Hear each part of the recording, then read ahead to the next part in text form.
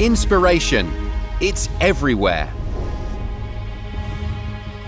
It's amazing to think the peace and tranquility out here is the backdrop to the excitement and ferocity of the FIFA World Cup 2022. Oh, genius! Absolute genius! This is a momentous occasion, and it's also the first time ever the FIFA World Cup has used electric vehicles supplied by Kia. Over the next few days, I'll be meeting football legends, hearing about their Qatar experiences and what it is that makes this country such an inspirational space. We'll visit state-of-the-art stadiums, and unlike any World Cup before it, all of them are in close proximity, within an hour's drive of Doha. And I'll be doing activities from adventure to visiting places steeped in tradition and history. I'll dine on sumptuous Arabic cuisine, not to mention some of the best shopping and leisure activities in the world.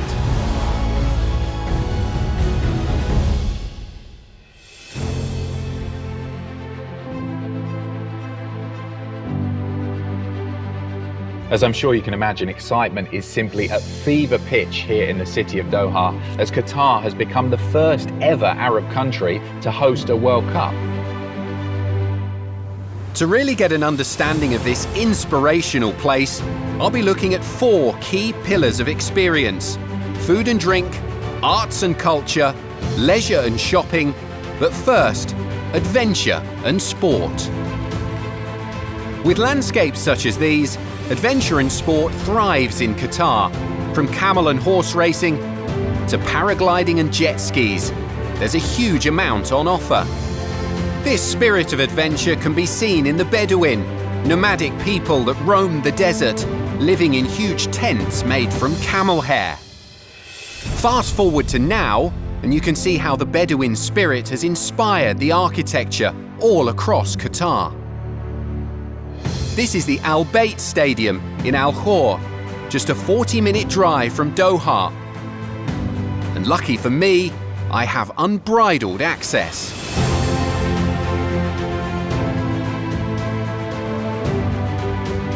Amazing to think this is where the players would have been sat in these exact seats while the opening ceremony was taking place a short distance away out on the pitch. They could hear the noise of the celebration just moments before stepping out onto the pitch to do battle in the opening match. It was in this stadium that the World Cup opening ceremony was held, and I think we can all agree it certainly didn't disappoint.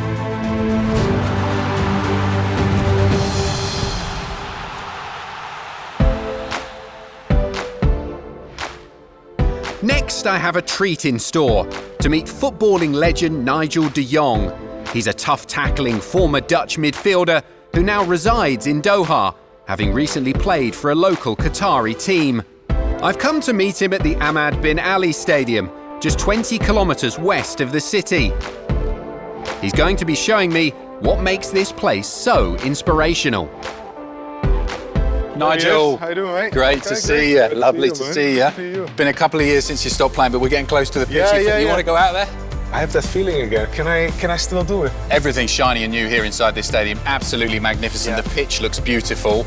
I mean, we're in a beautiful stadium. It's one of the stadiums that's going to be hosting a lot of great games. So I'm looking forward to it. Let's get out of the sun, have a quick chat. Yes, let's go. Let's go.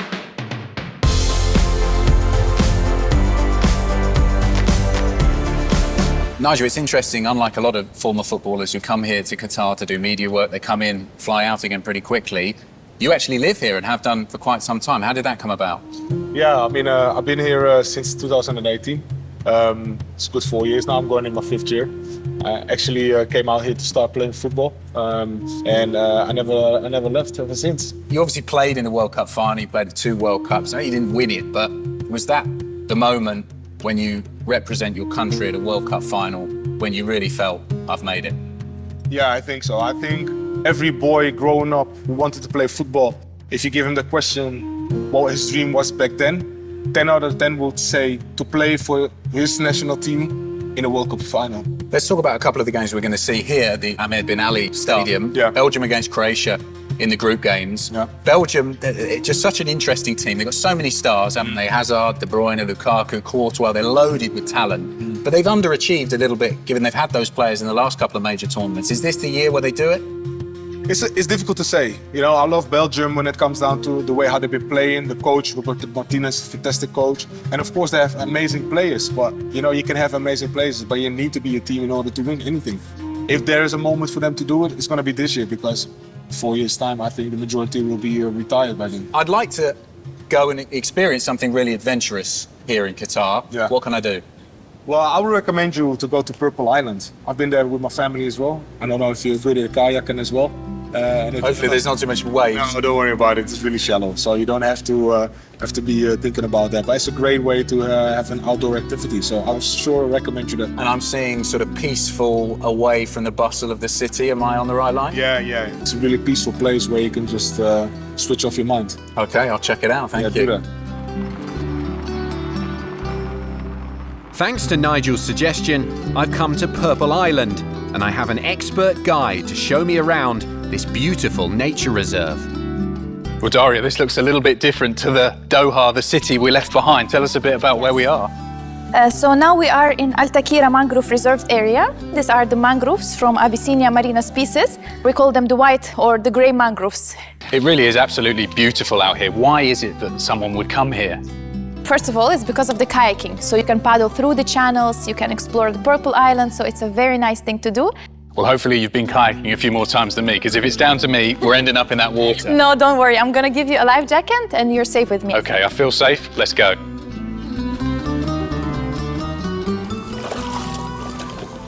Okay. Okay, where are we headed? Left, right, left, right.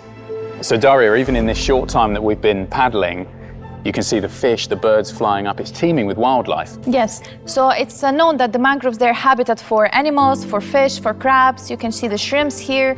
You have flamingos migrating here. So if you come early morning, you can see groups of flamingos all over this area, especially close to the Purple Island. So yeah, that's a very nice thing to do. You mentioned earlier as well that this is a protected site. We're in a nature reserve here. This isn't going to change. This isn't going to be built on. No, we hope not.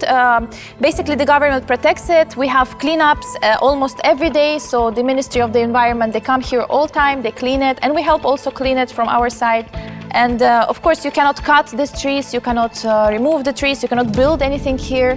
So the government really protects these areas. So it's actually safe for families and for kids. Daria, it's amazing. When I landed in Doha and came here to Qatar, I never thought I would see or experience anything like this. This is completely different to what I expected. So thank you so much for showing me the history, the culture, the heritage of this great country. And you know, there's a fact that here it's 2 degrees less than in the city.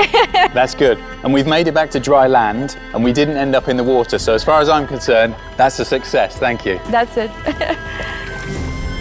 And there's no better way to finish the day than with a traditional Arabic cuppa. As you can see, we're sitting now in a Bedouin-style tent. Yeah, it's beautiful, isn't it? Yeah. Today we have a traditional tea and a traditional coffee, which is green coffee. They blend it with cardamom, they blend it with spices. So that's a traditional set. And the bukhur for smell. Like incense? Yeah, exactly. That's it. Bukhur. I've got to That's come a from French here, one, but I'll try to make it Arabic. Bukhur. It's a sound we just don't have to make in English. Yeah. Bukhur. Yeah, okay. Can I blend in? Yeah, you can. It's What good. would you give me out of 10? Come on. I'll give you 7 out of 10. Oh, she's a tough marker. Yeah.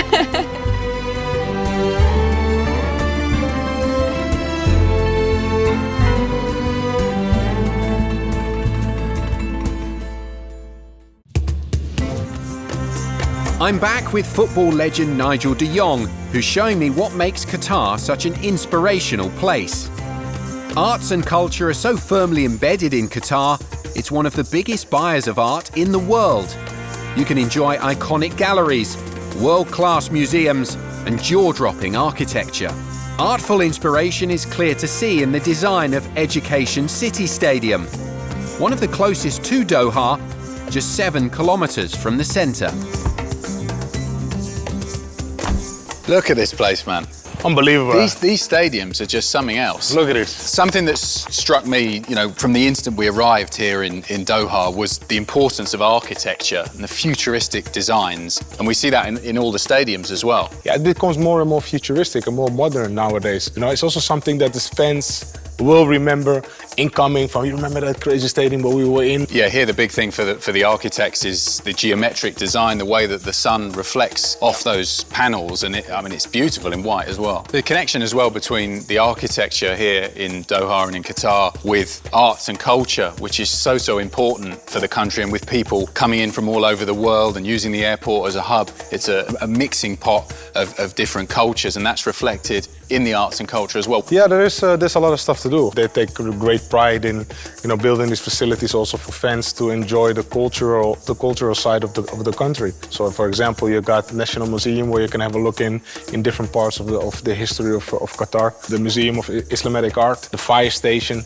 where they give a lot of art exhibitions. You're never short of things to do, and also connection with the past. We were talking about the Bedouin tribes as well, and the fact that not that long ago that it was a desert here. Yeah, of course. It's crazy to think about 25 to 30 years ago there was only sand here. There was a full desert, so you could not imagine, we walking up here in front of a great stadium like Education City. So some of the big teams are going to be playing here at Education City. Uruguay, an interesting one coming into the World Cup this year. They're always tough to beat, aren't they? They're almost a team built in your image, gritty. They've got Suarez, Godin, some experienced players as well. Yeah, could they spring a surprise? They could. I really like Uruguay as a nation and also as a team. It's a little bit similar like the likes of Chile. They punch above their weight. Yeah, they punch above their weight, but they're really hard to beat. Also getting a chance to see CR7 Cristiano Ronaldo here for Portugal. You'd think this is the last time we're going to see him in action in the World Cup. In terms of the pantheon of great players down the years, is he the best player, do you think, in world football ever? There's a hard question to ask, though, because, I played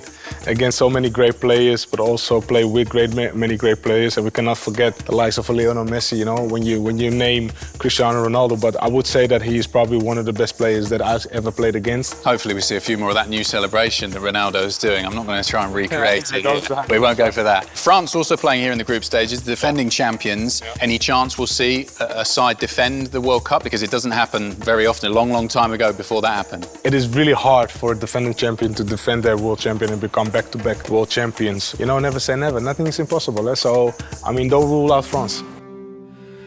The Khalifa International Stadium, just 5 kilometres outside Doha, is one of Qatar's most prestigious venues.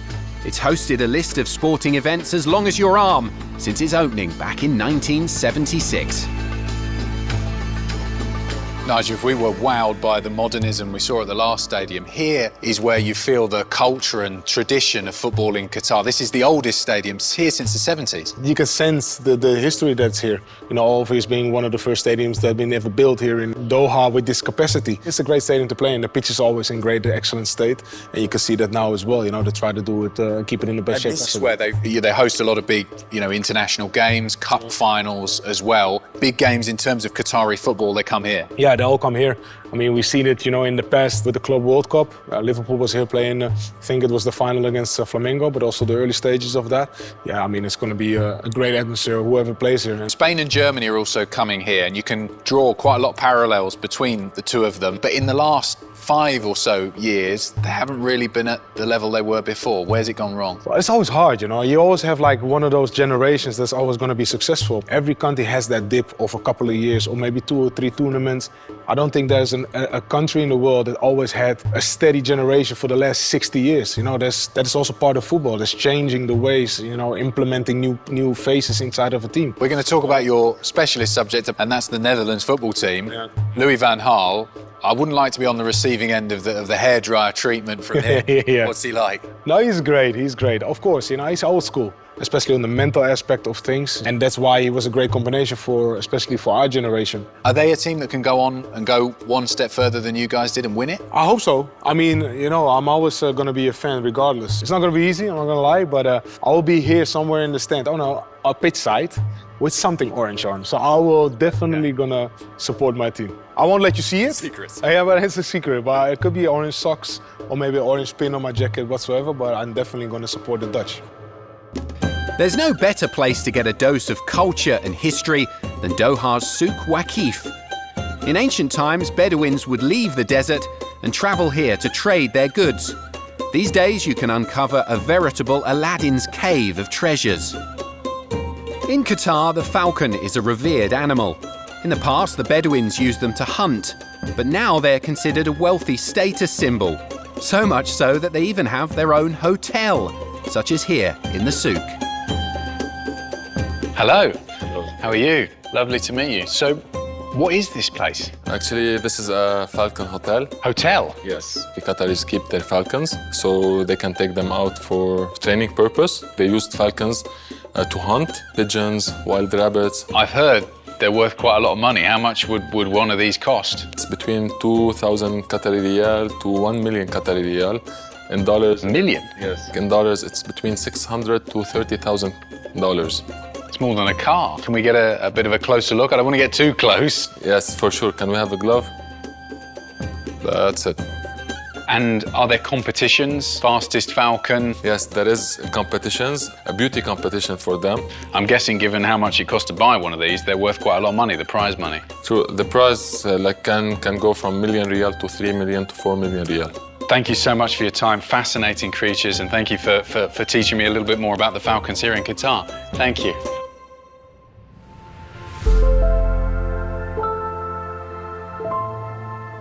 Today, I'm going to be sampling some of the amazing food and drink on offer in the area. Home to people from over 100 countries, the culinary experience is reflected in this rich diversity. You'll get everything from French patisseries to steak and the most glorious range of seafood. And as a man who loves his food, I cannot wait to get stuck in. In the past, local people relied on food from the sea. They would dive and catch fish from a traditional boat called a dhow. 22 kilometers south of Doha, the Al Janoub Stadium pays homage to this venerable past with a curved roof that bows like sails. I'm here to meet my next footballing legend, Michael Silvestre. Hailing from France, he's no stranger to top-notch gastronomy. So I'm hoping he can show me some of the best places to eat and also give me the inside line on the World Cup action. Michael, hey, ça va? Good to see you. How are you? Too. Lovely to see you here in Qatar. Yes. The World Cup has begun. It's finally here. It's buzzing. Amazing moment.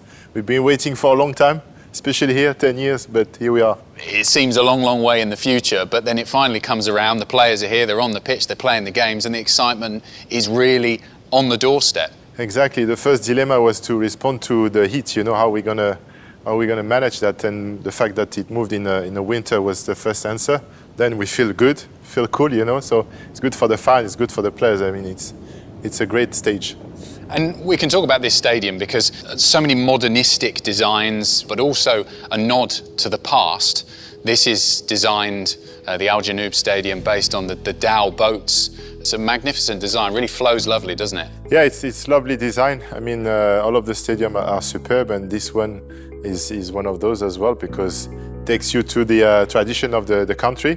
You know, the fishing element is a big part of Qatar, and it's a beautiful shape. And talking to a Frenchman, seafood must be pretty good here. Yes, the fish is fantastic. It's fresh, it's healthy, and I've been to many places where the fish was delicious. When you think back about your World Cup experiences, it doesn't even have to be on the pitch. Is there a moment or something you can think of that makes you smile and have fond memories? A lot of people are talking about the games, the training, but for me, special moments when we would get together and have a barbecue without the staff. We would forget about the regime and the healthy stuff, so a lot of meats on the barbecue and fries and ketchup, and we would have a day off. It was nice. Your country, France, is playing here in the group stages. They're defending champions. They're loaded with stars, but have got a few injury problems. I think Pogba and Kante, the two big ones. How much will that impact the blend of the team? I mean, the core of the team, the art in midfield, when you win the battles and you create the creativity of Paul Pogba, the strengths and the I'm everywhere Kante missing, I think it's going to be a big blow for France. We have fantastic assets going forward for sure. Benzema, latest Ballon d'Or, Mbappé. We have Didier Deschamps, World Cup winner, as a player, as a manager. So we have a good blend, but the last 5 teams who've been winning the World Cup after the group stage went back home straight away. So I hope this malediction won't touch us. Next, we travel to Stadium 974 in Ras Abu Aboud, just 10 kilometers east of central Doha. Mikel, these stadiums are absolutely amazing. A completely different design we've got here. Stadium 974, 974 of these shipping containers repurposed to build the stadium. Have you ever seen anything like this? No, it's absolutely unusual. Never seen it like this before. The buzzword here was clearly sustainability, reusing materials to build a stadium. Yes, absolutely. Being able to dismantle the stadium. This is the perfect example because containers, it's easy to get out and move them somewhere else. So it is a great idea. Brazil play here in the groups, and they come in as the world #1. They've got so many great players. Can you see them as the favourites? Is anyone else going to win it? Last time they won was 2002, and I think this time of the year, this generation has a good chance to go far, maybe to win it. Yeah, this stadium seems to have that salsa flavour. We're seeing a lot of the South American teams. Argentina are coming here too. A chance to watch Messi, to see him here at a World Cup, probably going to be his last. What a player. Yeah, we've been blessed, to witness the greatness, and the World Football stage, World Cup will be fantastic. I think Argentina is in the Copa America.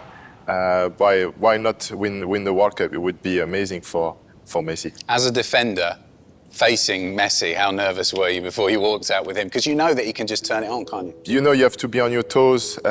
Sleepless night maybe before. No, I'm joking. But as a defender, for me, it was always, how can I get the ball without fouling him? Nigel was never bothered about that. He just fouled him. Obviously, Qatar and Doha is a tremendously multicultural, diverse place, and that is an important element of this World Cup, encouraging and promoting diversity. Have you seen those changes in the last few years? Well, I've been visiting Qatar since 2013, and I'm bumping into even more nationalities and embracing the culture for me, It's a country, it's a city that is taking everybody on board. You feel welcome wherever you go, and it's growing. Your specialist subject, obviously football, but I'm sure your maybe second specialist subject is food. As a Frenchman, you love great food from all around the world, and here is a special place in terms of finding the fusions of flavours from all over the planet. Yes, we are blessed in the Middle East, especially in Doha. All the best chefs and best food restaurants are coming here. They want to impress. For us, as visitors, we can enjoy all the cuisine of the world here. And there's everything you can think of.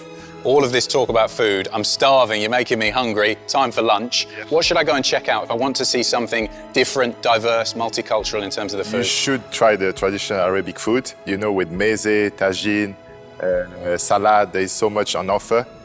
And you have to watch your weight though. Definitely check out the Souq. I've been there a few times. So you have traditional, and it's taking you back in time. And it's a wonderful place. Go back in time and take my appetite. Thank you. 1 minute I'm surrounded by mirrored skyscrapers, and the next the sights, smells and sounds of the Souq. A moment of history, perfectly preserved. I'm here to sample some traditional Arabic cuisine at Damascus 1. والله صفوها القهوة وزيدوها هيل واسقوها للنشا مع حضورها الخيل قهوة نارا وكادي بظلام الليل.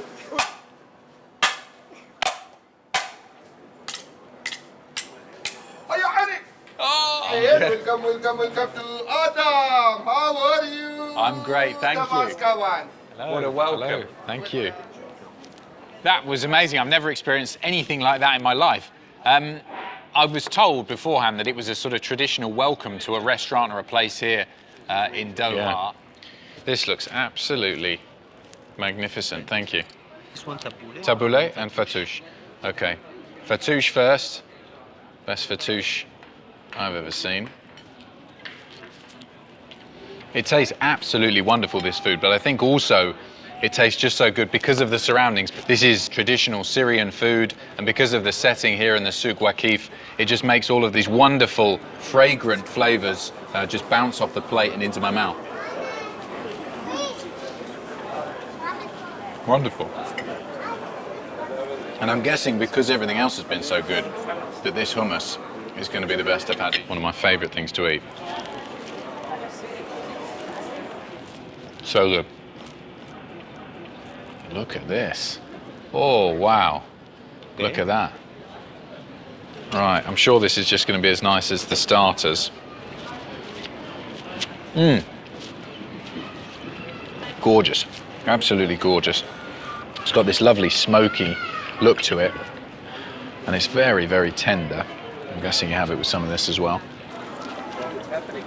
Not chewy or fatty or gristly at all.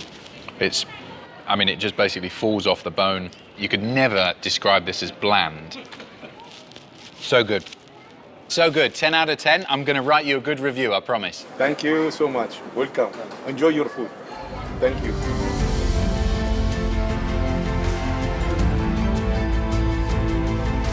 I've been told I can't leave Qatar without first trying a traditional drink called karak. And when in Doha, there's no place more famous than tea time. Hi, Hello. Sir. Hi. Thank you very much. Thank you. What's your name? My name is Hani. Hello, Hani. Yeah. Thank you so much for this. What is this? This one is famous tea here in Qatar. Okay, what's it called? That called this karak. Karak. Yeah. An Englishman likes tea. So tell me what's in it. That one is a secret ingredient. Sir. Secret? Yeah, it's A just top secret, mum's the word. You can't tell me anything? No, sir. No, okay. Well, let's see if I can guess. Yeah, sure. Thank you very much. Thank you, sir. Thank you. It's very syrupy. It's just so sweet. But also a very aromatic flavour. It looks, to be honest, like a cup of tea you'd get back home in England, a good old cup of Builders, but it's not that. I've been told, I'm cheating a bit here, that it's got cardamom and saffron in it. The main thing that you're struck by is just how sweet it is. They must have put about 15 cubes of sugar in there or honey or something. I don't think you can drink many of these or you'd be bouncing off the ceiling, but it is lovely. Very nice, very good. As we make our way through Doha, today Mikhail is going to introduce me to some of the amazing shopping and leisure activities on offer. As well as the bustling souks full of promise and hidden treasures, Doha has several huge malls where you can find designer shops from around the world. Fashion for the locals, however, is traditional.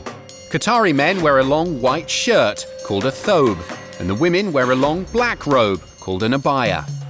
The Al Thumama Stadium embodies this sense of tradition, and it is said tugs at the heartstrings of the local people because it's been designed to look like a very special piece of clothing. Another beautiful modern stadium here, Mikhail, but this one has got a connection to the past in Qatar, hasn't it? Yeah, I was told it's coming from the inspiration of the woven cap called the gafia, and it's an amazing shape. When you walk into the stadium, you approach the stadium, it's superb, and inside also it's pretty amazing. And we're lucky, aren't we, to get in these stadiums when they're quiet and peaceful now, all of these empty seats, but to think however many thousands of people are going to be sat in here cheering their team on, the atmosphere is going to be special. The World Cups are a special occasion. People are traveling from far, to come. If you have to travel that far to follow your national team, that means a lot. So you're going to be behind your team, you're going to make a noise, you're going to scream, you're going to sing all the way through the 90 minutes and maybe even more. It must be such a great feeling to walk out onto a pitch at a World Cup. You got to do it twice, 2 different World Cups, to feel that the weight of the nation, the expectation, you are carrying that. You are giving them a reason to tune in and watch these games and something to cheer about. It must be brilliant. You have to put that aside because otherwise it plays too much on your emotion. The best part, I think, for me is when you go onto the pitch for the warm-up. Then you have time to witness the fans, you wave, you start preparing for the game. I think the fact that they moved it in the winter is a big bonus. Then there is the system, the air conditioning system, which is working well. I've had the opportunity to play a friendly game here, and it was quite chilly, That's crazy to think. AC outside. Yeah, it is. So first of all, you're like, how is it working? But it's not like most houses where you have the aircon next to the ceiling, So it's coming below. The blowers are the pitch level. So I think the players will feel it first, and then it's coming up to the to the stands. Because here they're pretty good at hospitality. We've seen some of these hotels, they're absolutely spectacular, just like the stadiums. So I feel like this tournament will be good at that, welcoming people from all over the world. That's something that strikes you when you visit Qatar. Every time I come, it's the same. You feel the warm welcome. I've done so much since I've been here. I've been almost too busy. Tell me something else I can go and check out. The shopping malls are tremendous. You're gonna be busy for sure. And it's a pretty luxurious experience, I've been told. The best of the best designers are here, and it's a pleasure. It's expensive. I'll take my wallet. Somewhere you can enjoy luxury shopping in one of the most futuristic areas on Earth is the new downtown of Doha. Musharraf features real estate, hotels and luxury shopping. But what's different about this place is that it's a fully smart city. There's a reason why you can't find any parking on the streets here and why you don't see delivery trucks doing their rounds. I've come to meet the director of Musharraf to find out why. Dr. Havas, thanks so much for welcoming us here today. I feel a bit like we've stepped into the future. Yes, welcome Adam to Musharraf downtown Doha. It's one of the most sustainable and smart city in the region. And for us, we are happy to host you here during the World Cup. You say the word smart. Yes. What does that actually mean in terms of where we are now? Yes. Everything in Musharraf is connected. It was an old city that we had to rebuild from the ground. And we built the whole infrastructure to make it smart and sustainable. You see a lot of cabling, a lot of fiber optics, it's all connected to a master control center. For us, even we are using a solar panel to also reduce the energy consumption in the city. And a lot of meters that show us the air quality, the electricity consumption, the gas consumption. And this is something that is, I think it will be unique and that could be also further enhanced in the future. The World Cup coming here to Qatar is a tremendous opportunity for the country, isn't it? To show off everything that's special here to the rest of the world. Yes, I think it's a great opportunity for us to have this cultural dialogue, for us to showcase what Qatar has worked on, which definitely will create a lot of opportunity for collaboration in so many different ways. And to keep all of this technology and the connections running, it is also going to take, we know, a huge amount of power output. Is there a way to offset that the city is focusing on? For us, we have a lot of solutions that we created for the city in order for us to be sustainable. We managed to build like a service corridor, which is all the services. Underground? Underground. Wow. So all the service trucks will go under, so they have their own way to deliver whatever material they want to the supplier. And also for the waste, it will be segregated in very sufficient and very smart way, and it will be taken outside the city to be recycled again. This sounds like the perfect base for the World Cup. I'm going to go and book a hotel room right now. You are welcome, Adam. I'm very happy to have you here, and hopefully you will enjoy your time here. Thank you so much. Every World Cup is historic, but never has there been a World Cup in a country such as this. It seems on one hand, they include traditional values, but they also have a firm vision of the future. All I can say is, what a momentous occasion to have the World Cup here.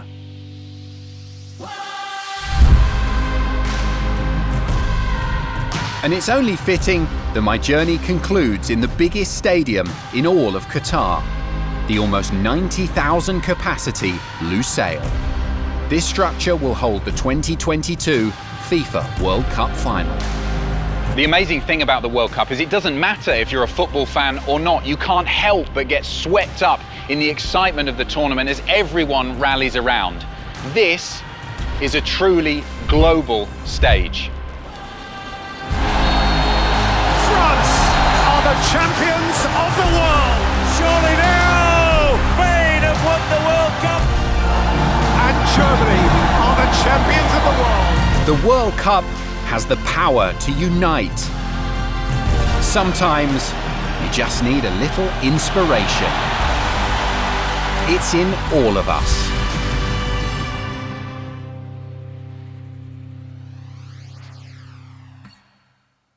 Kia, movement that inspires.